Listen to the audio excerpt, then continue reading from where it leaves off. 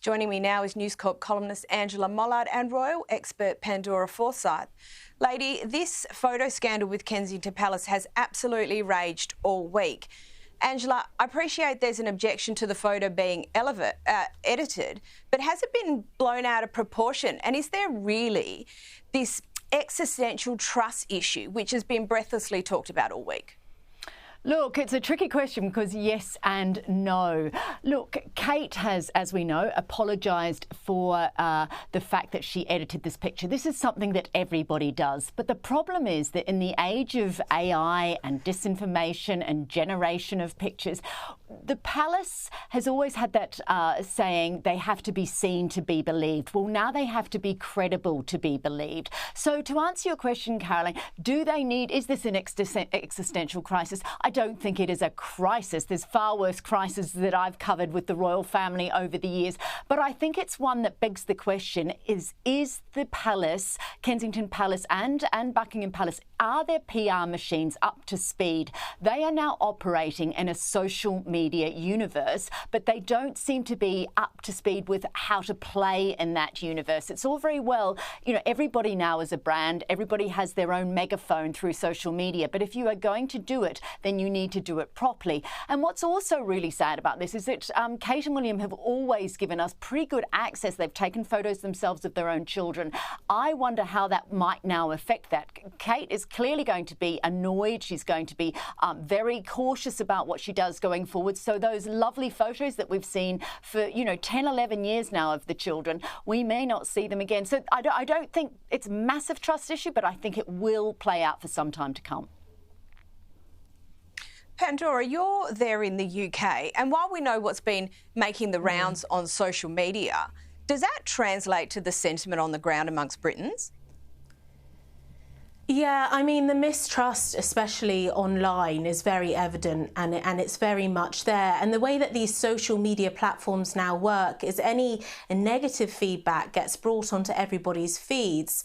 Social media is awash with rumours, conspiracy theories, and Kensington Palace do acknowledge that, should I say, because they did say social media madness and everything that comes with it the week before they decided to release this image. Now, the ironic thing here is the image was actually supposed to calm down social media rumours, but actually it just ramped them up even more so. And now they leave themselves in this really tricky situation where they've essentially gone off their own line, where it was, you will not hear from Catherine until after Easter.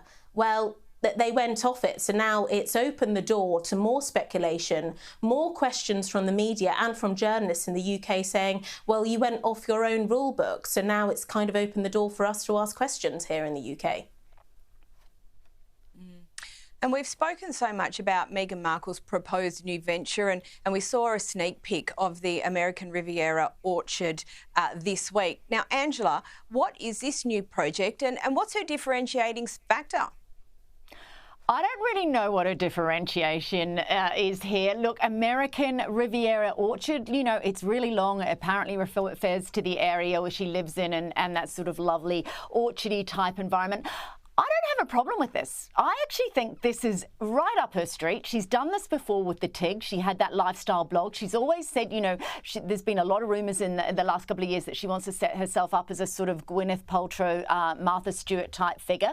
It's entirely okay for her to do that. I mean, the Prince, when he was Prince Charles, the King, set up Duchy Originals, which is a sort of organic farming, produce, biscuits, teas, that sort of thing that he made at Highgrove, and the money and the proceeds from that went back into that estate. I actually think this is very on brand for Meghan. I have signed up. I'm already a subscriber to that to her newsletter, so I'm really looking forward to that content. And something that she's doing in her own right, earning money. They've got a lot of bills to pay. They have big security. Good for her.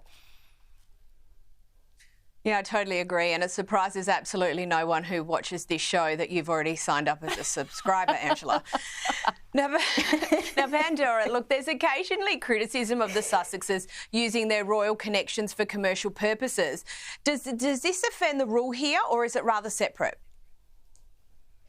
Yeah, so it's interesting. So if you actually go onto the Instagram, she says Meghan and then says the Duchess of Sussex. Now, part of the agreement was, when they left the royal family but kept the titles, was you can't monetize the titles to a certain extent. So the fact she's using the Duchess, but she's led with Meghan, I think she might just get away with it because she's led with Meghan, not the Duchess, on Instagram, which shows her, you know, it's 4 years on since that freedom flight when she did announce it, and the timing was very key. I mean, that's a whole another topic in terms of the timing of it all, but there is a market for it, and as Angela has just said, this is very Meghan, this is very her. I can see why and how she's done it because of her background with the TIG beforehand.